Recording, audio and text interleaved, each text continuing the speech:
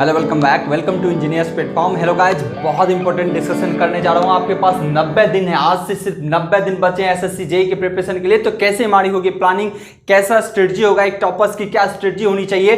तो इस तरीके से देखिए हमारे पास 90 दिन है, किस तरीके से एक एक चीज को डिस्कस कर रहा हूं मैं कि आज से किसको आखिरी तक पढ़ना और किसको सिर्फ आखिरी में ही पढ़ना है। एक एक चीज का डिस्कशन होगा, क्या क्या आपको बुक्स प्रेफर कर लेना है, किसको कितना वेटेज देना है। तो इस तरीके से हम यहाँ पे इस चीज को स्टार्ट करते हैं। अगर आप इलेक्ट्रिकल इंजीनियर है तो आपके कोर्स का इंजीनियर्स प्लेटफॉर्म ऐप पे बहुत ही बेहतरीन कोर्स डिजाइन किया गया स्पेशली फॉर एसएससी जेईई के सिलेबस को ही रिप्रेजेंट करते हुए। चलिए यहाँ पे बात करता हूं मैं कि एसएससी जेईई के लिए 90 डे के हमारे स्ट्रेटजी क्या होंगे। ध्यान रखिए, अगर आपके पास आज से 90 डे पढ़ते हैं, 90 डे 90 दिन बच रहे हैं, तो उसको किस तरीके से तोड़िए, स्प्लिट कैसे, बांटना कैसे है। 70 दिन प्लस 20 डेज, ध्यान रहे 70 प्लस 20 यानी 70 दिन किस चीज पे देना है, 20 डेज किस भी चीज पे देना है। यहां ध्यान रहे कि 20 डेज जो देने हैं वो आप लास्ट के लिए छोड़िए, जिसमें सिर्फ और सिर्फ टेस्ट सीरीज देने हैं और टेस्ट सीरीज का एनालिसिस करना है, जिसमें पूरे एसएससी एग्जाम तक आप फाइनल में जाके बैठेंगे। उसी पैटर्न को आप फॉलो कीजिए। कम से कम लास्ट के 20 दिन टेस्ट सीरीज आपके लिए बहुत ज्यादा इंपॉर्टेंट होते हैं। इस चीज का हमेशा आपको ध्यान होना चाहिए। तो उसको क्या करना है, डेली 3 से 4 जितना आपकी कैपेबिलिटी होती है लास्ट के दिनों में 20 दिन इसके लिए मैंने रखा टेस्ट सीरीज, साथ के साथ उसके एनालिसिस। ये तो करना ही है। बहुत बच्चे बिना टेस्ट सीरीज देते ही किताब पढ़ते पढ़ते पहुंच जाते हैं और उसका कहीं कुछ नहीं होने वाला। इवन बिना टेस्ट सीरीज का आप जाते हो तो 100-125 नंबर भी क्रॉस करने में बहुत मुश्किल है। जबकि कटअप आप जा रहे हो कि देखो सिविल के 127 से ले गए, लास्ट टाइम इलेक्ट्रिकल मैकेनिकल के चले गए 152 प्लस है ना। तो इस तरीके से अगर बात करो तो हमको 90 डे का स्ट्रेटजी एक एक चीज को बताऊंगा कि किस तरीके से अपने को फॉलो करना है। यहां पे देखिए सेम मैंने लिया कि 90 दिन कंप्लीट करने के लिए 20 डे स्ट्रेटजी कैसा होना चाहिए।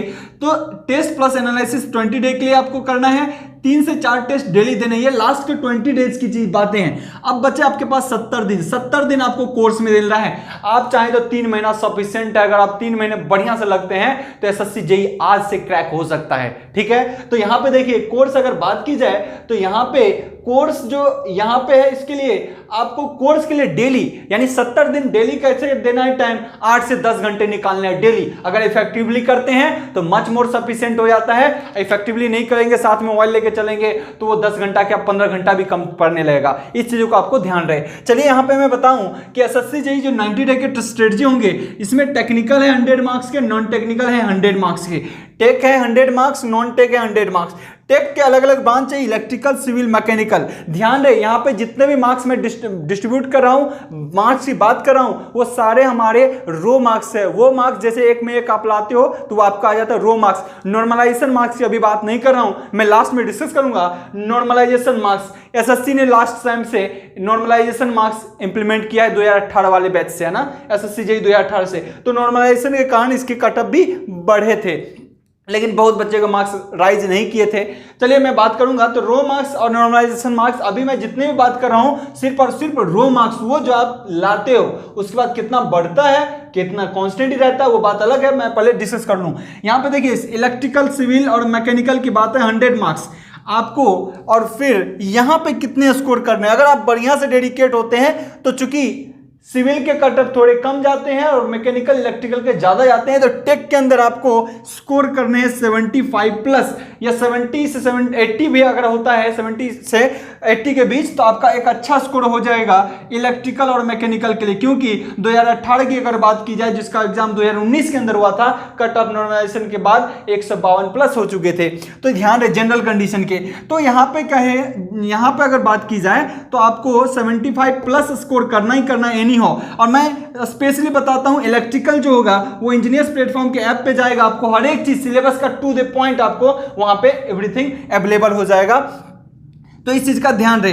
अब 70 दिन टेक्निकल में क्या करने हैं, अभी से 70 दिन क्या करने हैं आपको, 5 से 6 घंटे मिनिमम, 5 से 6 घंटे मिनिमम। बाकी आपकी कैपेबिलिटी क्या है उसके अकॉर्डिंग आप देख लीजिए। लेकिन 5 से 6 घंटे, 5 से 6 घंटे अगर आप रेगुलरली इफेक्टिवली आप करते हैं कंटिन्यूसली, तो ये भी बहुत होते हैं। ठीक है ना, तो आप इस पर फोकस कीजिएगा। 5 से 6 घंटे ये क्या करना है, आज से 70 दिन तक लगातार टेक को करना, आज से 70 दिन तक, जिसमें इंक्लूड होगा कि अगर आपने पूरे थ्योरी सेक्शन को पढ़ा, साथ के साथ उसमें प्रीवियस ईयर्स भी लगाने हैं, इसमें प्रीवियस ईयर्स के पेपर जरूर लगाने हैं, इस चीज का ख्याल रहे। थ्योरी तो पढ़ भी लेंगे, साथ के साथ उसमें थ्योरी के साथ साथ प्रीवियस ईयर्स पेपर लगाएंगे बिफोर 70 डेज। क्लियर? आज से 70 दिन तक कह सकते हो, यानी एग्जाम से 20 दिन से पहले ये सब चीजें हो जानी चाहिए, प्रीवियस ईयर्स लग जाना चाहिए, पूरा थ्योरी पढ़ते हो। ध्यान रखें, अगर आप टेक के बारे में बात कर रहे हो तो टेक में आपको डिसाइड करना है कि किस सब्जेक्ट से ज्यादा वेटेज रखता है, उसके उसी के प्रोपोर्शनल आपको टाइम देना है। ऐसा नहीं कि किसी सब्जेक्ट से 5 नंबर का आ रहा है तो उसमें 50 घंटा टाइम वेस्ट कर रहा हूं, और किसी सब्जेक्ट से 20 नंबर का आ रहा है तो उसमें भी 50 घंटा दे रहा हूं। ये नहीं, आपके वहां पे स्ट्रेटजी होना चाहिए, जिसके लिए मैं स्पेशली इलेक्ट्रिकल का वहां पे डिस्कस करूंगा कि किस सब्जेक्ट को पढ़ना है। सर्किट थ्योरी, बेसिक इलेक्ट्रिकल जो हमारे होते हैं जिसमें इंक्लूड सर्किट थ्योरी है एक तरीके से, तो उस पर कितना फोकस करना है वहां पे डिस्कस करेंगे। यहां पे बहुत ज्यादा बच्चों की क्वेरी यहां पे आ जाती है, अटक जाती है। नॉन टेक, जी हां, नॉन टेक में 100 मार्क्स के हैं, और नॉन टेक के बिना आज के डेट में यही एग्जाम नहीं, इंडिया के कोई भी एग्जाम को क्रैक करना बड़ा मुश्किल है। अगर एक गेट एग्जाम है जिसमें एप्टी वगैरह दे रखा है थोड़ा सा मैथ्स के रिगार्डिंग, नहीं तो क्योंकि गेट के अंदर टेक्निकल के सेक्शन बहुत ज्यादा होते हैं, ठीक है ना, लेकिन उसके एग्जाम को छोड़ दिया जाए तो कोई भी एग्जाम जाओगे बैठने के लिए बिना नॉन टेक के तो आप गुजारा है ही नहीं, बिल्कुल नहीं। तो यहां पे क्या, यहां पे एक अच्छी बात एक चीज है कि यहां पे रीजनिंग की बात आ जाती है। क्या बात आती है? रीजनिंग की। और जब बात रीजनिंग की आती है तो 50 मार्क्स में एक इंजीनियर 45 प्लस लाने में बहुत ज्यादा सक्षम होता है, एलिजिबल होता है, वो ले आता है मेहनत करके, ठीक है ना। तो आप रीजनिंग में ज्यादा दिमाग लगाने की जरूरत नहीं है। Reasoning is a 5 day cake, 5 दिन में आप इसको क्रैक कर सकते हो। मैंने पूरा रीजनिंग यूट्यूब पे आपके दे रखा है, इंजीनियर्स प्लेटफॉर्म के ऐप पे भी है, यूट्यूब पे भी है। इसमें 30 लेक्चर मैंने करा है विद पीडीएफ, आप आसानी से कर सकते हो इस चीज को, कहीं कोई दिक्कत नहीं होने वाला है। तो यहां से आपको उठाने हैं 45 प्लस एनी हाउ, ठीक है। ये आपकी कैपेबिलिटी में इसमें ज्यादा दिक्कत है ही नहीं, कोई भी कर सकता है, कोई भी ला सकता है। इसमें ज्यादा आपको प्रेशर लाने वाले 49 तक लाते हैं रीजनिंग के अंदर, ये प्रैक्टिस पे डिपेंड करता है। लेकिन 5 डे में आप कम से कम 45 प्लस लाने की कोशिश करेंगे, आई होप, ये मैं आपसे उम्मीद करता हूं, ठीक है। तो ये चीज वहां मिल जाएंगे जिसमें 22 टॉपिक किए गए। स्पेशली ये टारगेट किस चीज को किया गया, एसएससी जेईई के अकॉर्डिंग 22 टॉपिक कराए गए हैं, और इसको साथ के साथ इसको जैसे आप कर लोगे तो आई होप कि वो 30 लेक्चर पढ़ने में आपको 2 दिन से ज्यादा नहीं लगेगा, 3 दिन लगा लेता हूं। उसके बाद भी अगर 2 दिन आप प्रीवियस ईयर देंगे तो आपका 5 दिन सफिशिएंट होता है, रीजनिंग कंप्लीट हो जाएगा, ठीक है ना। तो आप मैनेज करेंगे कि 70 दिन में 5 दिन कहां से निकाला जाए, ठीक है। और नेक्स्ट है जीके जीएस, ये बड़ा रोल प्ले करता है, जीके जीएस का ये बड़ा रोल प्ले करता है। इसमें कम मार्क्स सिलेक्शन कैंसिल, इसमें ज्यादा मार्क्स सिलेक्शन इंटर कर जाओगे आप। तो जीके जीएस में जो बात आती है, जिसमें करंट को मैंने बाहर रखा, भी करंट के 10 नंबर और जीके जीएस के 40 नंबर। करंट में क्या करना है, जीके जीएस में क्या करना है। बहुत बच्चे के क्वेरी कल से 2 दिन से लगातार आ रहे हैं कि करंट कब से पढूं। देखिए करंट अमूमन हम 6 से 8 महीना पढ़ लेते हैं, जो कि सफिशिएंट होता है किसी एग्जाम के लिए। लेकिन जब आप बात करते हैं करंट, इस बार 2019 के जो एग्जाम हो रहे 2020 के अंदर पेंडेमिक आ चुका था, मार्च में आपके पेपर होने थे, शिफ्ट होके सितंबर में हो गया है। इसका मतलब यहां पे आप कब से करंट पढ़ेंगे। ध्यान रखें, अगर वही पेपर दोबारा ले लेता है जो मार्च का था, तो आपको करंट ज्यादा पीछे का पढ़ना पड़ेगा। सोचिएगा ध्यान से, ये मैं नहीं कह रहा, आप कॉमन सेंस लगाइए। अगर मार्च वाला पेपर ही रिशेड्यूल करके आपको अगर सितंबर में ले रहा है, जो सितंबर 1 से 4 सितंबर 2020 में आपका पेपर लिया जा रहा है, तो सोचिए 6 महीना उधर बैक जाना पड़ेगा आपको। तो मैं कहता हूं कि अभी से जो पेपर, तो अब यहां पे कंफ्यूजन है कि नया सेट हो रहा है पेपर या फिर पेपर वही है। तो यहां पे रिस्क नहीं लेना आपने को, क्या करना, ऐसे भी 6 से 8 महीना का पढ़ते थे, तो आप दिसंबर 2019 से उठा लीजिए, या आप कह सकते हो नवंबर 2019 से उठा लीजिए, क्योंकि यहां पे थोड़ी रिस्क की चीजें हैं कि पेपर अभी बना है तो 6 महीने का जनवरी फरवरी के बाद पूछेगा, और उसमें भी पेंडेमिक है, आप जो कोरोना के कारण तो ज्यादा न्यूज है नहीं, इसीलिए आप कोशिश कीजिए कि अक्टूबर 2019 से उठाइएगा। ये स्पेशली मैं बोल रहा हूं 19 के कंडीशन के लिए, जो एसएससी जेईई 2019 का पेपर हो रहा है 2020 के अंदर, उसके लिए बोल रहा हूं कि आप नवंबर 2019 से पेपर को उठाइएगा करंट के लिए। अब ये उठाना कहां से है ये भी मैं बताता हूं एक एक चीज, तो इस चीज का क्लियर होना जाना चाहिए।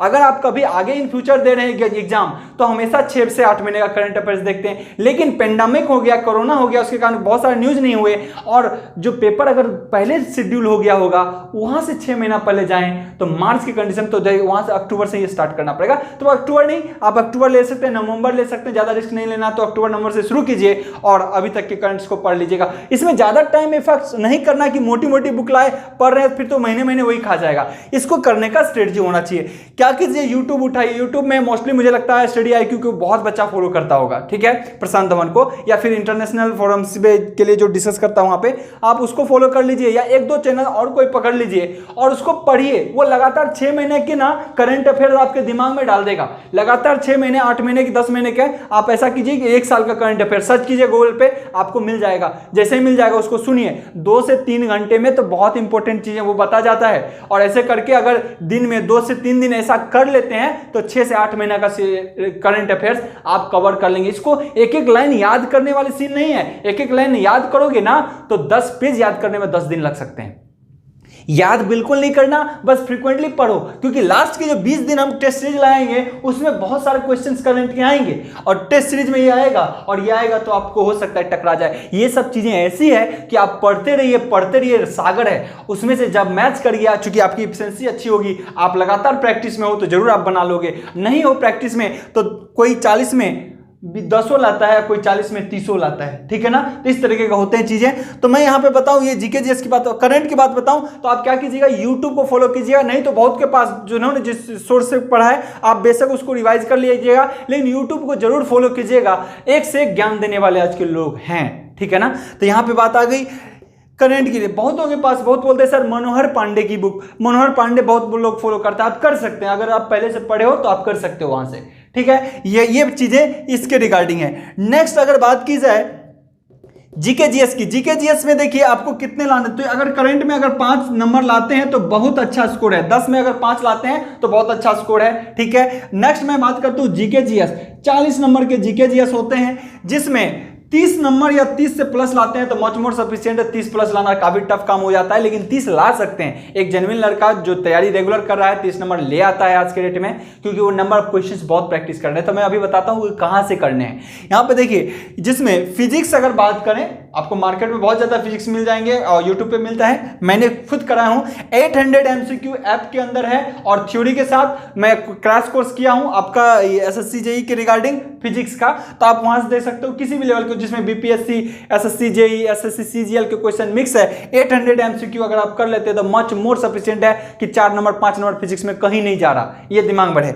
उसके बाद अगर क्या करना है बाकी सब्जेक्ट के लिए, फिर क्या किया जाए जीके जीएस के अंदर, तो ध्यान रहे बाकी सब्जेक्ट के लिए आपके पास मल्टीपल चॉइस होते हैं। बहुत कोई ल्यूसेंट लेके रखता है, बहुत कोई घटना चक्र लेके रखा है। तो देखिए अगर आपको इसमें क्या करना है, ये एक ऐसा है कि आज से शुरू कीजिएगा और 70 दिन तक, 90वां दिन तक नहीं, 70 दिन तक, आज से 70 दिन तक डेली जीके जीएस को पढ़ना है 2 से 3 घंटे डेली, और आज से 70 दिन तक टेक्निकल को डेली पढ़ना है 5 से 6 घंटे। तो डेली कोर्स में क्या आ गया, टेक्निकल और जीके जीएस। टेक्निकल और जीके जीएस आपके डेली कोर्स में होना चाहिए, जिसमें जीके जीएस में आप कितना देंगे डेली, 4-3 घंटा भी देते हैं तो सफिशिएंट है, ठीक है।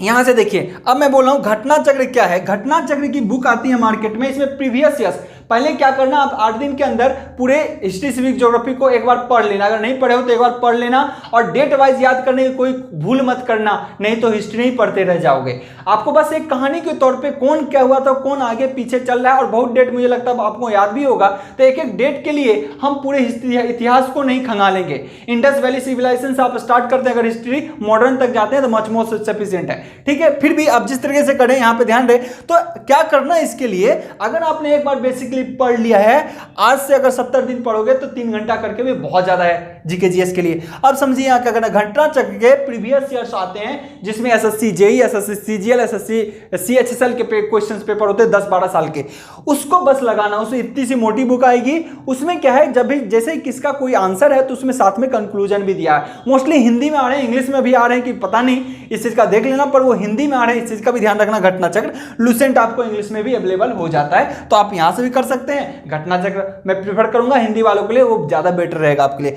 फिजिक्स जो है आपका ये यहाँ पे 800 MCQ मिल जाते हैं, आप यहाँ से कर सकते हैं, नहीं तो आप घटना चक्र से कर सकते हैं, कोई मैंडेटरी नहीं है कि आप इंजीनियर्स प्लेटफॉर्म के ऐप से ही करें। चलिए यहाँ पे बात करूं मैं, तो यहाँ पे अगर ये लगाते हैं तो बहुत स्ट्रांग हो जाएगा। देखिए जीके जीएस की पूरी बुक पढ़ना बार बार बेवकूफी होगी, आप एक बार पढ़िए, उसके बाद नंबर ऑफ क्वेश्चन लगाइए ना, आपको खुद कॉन्फिडेंस आ जाएगा कि मैं जीके जीएस में अच्छा करने लगा हूं। ये मैं गारंटी के साथ कहता हूं, इस चीज को आप ध्यान रखना, प्रैक्टिस करते रहना, क्वेश्चन लगाते जाओगे ना, एक बार क्या करना, 8 दिन 10 दिन थ्योरी पढ़ना है पढ़ लो, उसके बाद आप क्या करना, बस क्वेश्चन के ही प्रैक्टिस करना, आपको कॉन्फिडेंस आएगा, आप खुद कहोगे कि जब टेस्ट सीरीज में लगाता हूं तो जीके जीएस के क्वेश्चन मेरे बनने लगे हैं। तो इन चीजों का ध्यान रहे, लुसेंट है तो भी चलेगा, घटना चक्र है तो भी चलेगा। रीजनिंग में 5 दिन किसी तरीके से आप निकालिए, 45 प्लस कोई नहीं, यहाँ पे मैं स्पेशली एसएससी जेई के लिए ही मैंने रीजनिंग बनाया है, आपको वहां पे आसानी से मिल जाएगा, यूट्यूब पे जाए तो और ऐप पे जाए तो, ठीक है। तो यहां पे कोई दिक्कत इस स्ट्रेटजी में आपका नहीं होनी चाहिए। अब मैं थोड़ी बात करता हूं कि लास्ट की, जब 70 दिन में ये चीजों कवर करते हो तो लास्ट के 20 दिन में टेस्ट सीरीज और उसको एनालिसिस करना, ऐसा नहीं टेस्ट सीरीज दे दिया भूल गए, उसको एनालिसिस करना, जो गलती हुआ क्यों हुआ है, ठीक है ना, इससे बहुत इंप्रूवमेंट मिलता है। तो वो 20 दिन आपके बहुत क्रूशियल होने वाले हैं और बहुत इंपॉर्टेंट होते हैं। बिना टेस्ट सीरीज का एग्जाम में कोई भी एग्जाम नहीं उम्मीद कर सकते हैं कि आप क्रैक करेंगे, ठीक है।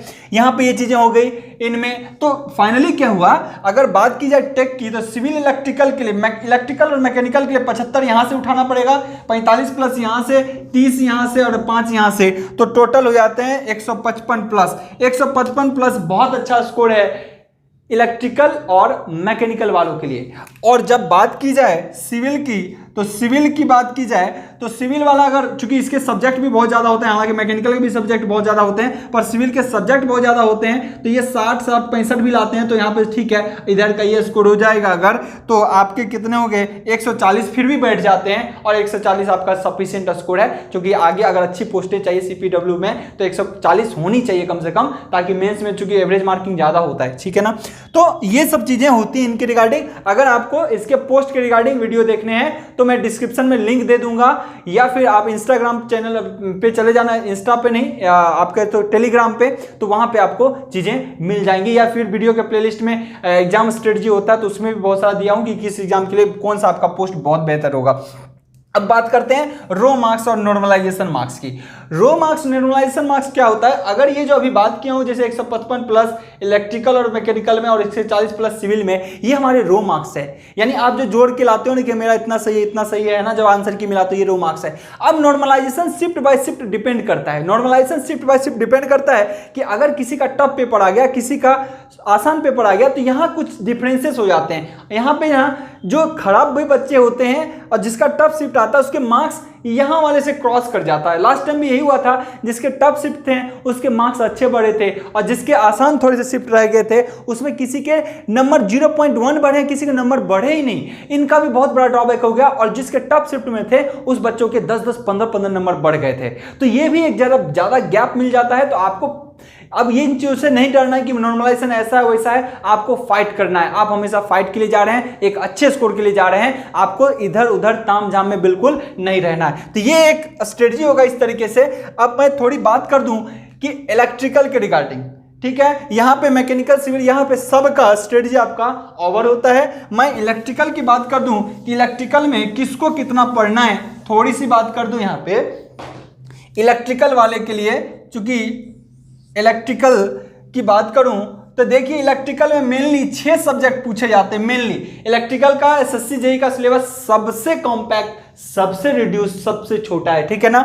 इसमें आपको सर्किट थ्योरी, जिसमें इंक्लूड बेसिक थ्योरी होगा, सर्किट थ्योरी जिसको नेटवर्क आप बोलते हैं, मशीन, उसके बाद बात करें measurement, power system, basic electronics, और आप कह सकते हो utilisation, UTI and estimation and costing, UTI and estimation and costing.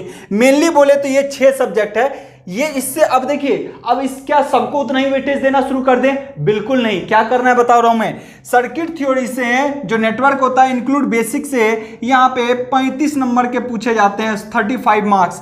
Machine की बात करें तो 25 से 30 नंबर तक का वेटेज हो जाता है, 25 नंबर एक ऑन एन एवरेज रखता हूं। मेजरमेंट से 12 से 15 नंबर, पावर सिस्टम से 12 से 15 नंबर, बेसिक इलेक्ट्रॉनिक्स से 5 नंबर, यूटिलाइजेशन इस दोनों को मिला दे तो 5 नंबर। इसका मतलब क्या है, अगर देखा जाए तो यूटीआई और एस्टिमेशन एंड कॉस्टिंग को छोड़ दे फिर भी आप 90 मार्क्स को कवर करते हो, बस इतना के लिए 90 मार्क्स। तो अब जिसमें सबसे ज्यादा टाइम किसको देना है, सर्किट थ्योरी में, उसके बाद मशीन में, उसके बाद मेजरमेंट में, पावर सिस्टम में। पावर सिस्टम में पूरा नहीं पूछता, बहुत लिमिटेड सिलेबस होते हैं, और बेसिक इलेक्ट्रॉनिक्स बहुत हल्का होता है, 2-4-5 नंबर का पूछ लेता है जो आपसे बन जाएगा, ज्यादा दिक्कत की बात नहीं है। अब समझिए 35 नंबर में है, ऑब्वियसली मार्क्स के अकॉर्डिंग ही आप टाइम दोगे, ऐसा तो नहीं है कि इसमें भी उतना ही टाइम देंगे उसमें भी नहीं। सर्किट थ्योरी जो बेसिक के साथ होता है, मैंने कंप्लीट सर्किट थ्योरी करा रखा है, जिसमें यहां पे आप एक एक चीज बता देता हूं। यूट्यूब पे अभी ज्यादातर क्लासेस दे रखा हूं, ऐप पे कुछ प्राइवेट वीडियो है, तो ऐप पे वहां पे रेगुलर करने के लिए ऐप पे वहां पे देख सकते हो, ठीक है ना, अनलॉक करके उसको देख सकते हो। तो यहां पे, और आई होप कि कुछ ही दिनों बाद 30 जून तक मैं इसको ऐप पे कंप्लीट कर दूंगा, ठीक है ना, ऐप पे ही कन्वर्ट टोटल कर दूंगा सर्किट थ्योरी को। ध्यान रहे, मशीन और मेजरमेंट की अगर बात की जाए, ये अभी चल रहा है, 15 जून तक आपका कंप्लीट हो जाएगा पूरा। अभी आप देख सकते हो क्या क्वालिटी है, बाकी मुझे ज्यादा कुछ बताने की जरूरत नहीं है। अगर बहुत बच्चे होंगे जो इसमें देख रहे होंगे ऑलरेडी, तो मशीन को फोकस कीजिएगा, और मेजरमेंट जिन्होंने नहीं किया, जिन्होंने कर रखा है कोर्स ऑलरेडी, जिन्होंने पहले से कोर्स कर रखा है, तैयारी कर रखा है, आप थोड़ा एक बार रिकॉल कीजिए इन सब्जेक्ट को और प्रैक्टिस कीजिए प्रीवियस ईयर्स ज्यादा। जिन्होंने नहीं कर रखा, बिल्कुल न्यू है, आप क्या करें, यहां ये 3 सब्जेक्ट अभी कंप्लीट होने जा रहे हैं, तो इन तीनों सब्जेक्ट को आप इंजीनियर्स प्लेटफॉर्म के ऐप से देख सकते हैं, और इसका वेटेज देखिए कितना ज्यादा है, 35-25 अगर बात की जाए तो यहीं से 60 नंबर का हो जाता है, और 12 नंबर अगर रीजनिंग का बात करें 15 नंबर तो कितना हो जाता है 75। अगर ये पावर सिस्टम की बात की जाए तो कितना हो जाता है 90। तो यानी पावर सिस्टम और बेसिक इलेक्ट्रॉनिक्स तो बाद में आएंगे, लेकिन फिलहाल अगर आप तैयारी करना चाहते हैं एज ए इलेक्ट्रिकल इंजीनियर, तो बिल्कुल आप इंजीनियर्स प्लेटफॉर्म के ऐप पे जाएं, आपको हर चीज मिल जाएगा, इवन डेमो भी मिलेगा वहां पे। तो यहाँ पे देखिए, बस पावर सिस्टम तक कम से कम तैयार कीजिए बहुत अच्छे से, और प्रीवियस ईयर्स लगाना आपको भी नहीं भूलना है, प्रीवियस ईयर्स जरूर लगाने हैं। तो ये ओवरऑल जो है आपके एक डेवलपमेंट है कि किस तरीके से करना है, बिल्कुल एकदम जी जान लगा दीजिए आज से। अगर 90 दिन है आपके पास तो ये बहुत होते हैं, एक एक दिन क्रूशियल है, लेकिन ये टारगेट को बाइट में लेना है, छोटे छोटे टारगेट बना के लेना है। अगर आज से 90 दिन सोचोगे तो सोचोगे बहुत दिन है, 5 दिन तो यूं ही खराब चले जाएंगे, लेकिन स्ट्रेटजी कैसे बनानी है, डेली 5 घंटा 6 घंटा टेक पे, और डेली जीके जीएस पे 3 घंटा। अब जब बांट रहा हूं मैं तो 5 से 6 घंटा में भाई मशीन को पढ़ना है, मेजरमेंट को पढ़ना है, ये हमारा स्ट्रेटजी होनी चाहिए। तो डेली कहीं गैप नहीं होना चाहिए, डेली आपका चलते रहना चाहिए। करंट उठा ही लेते हो, कहीं कहीं से न्यूज पढ़ते रहते हो, कि आपको स्टडी आईक्यू में अगर उठाते हो, या फिर उसके साथ चैनल वाले बहुत होते हैं, करंट की चीजें आपको बहुत हद तक पता चल जाता है। तो ये ओवरऑल स्ट्रेटजी है जिसको आप फॉलो करेंगे तो एक अच्छे मार्क्स को अचीव करेंगे। आई होप कि आपका आने वाला एग्जाम बहुत बेटर हो। Good luck, have a nice day.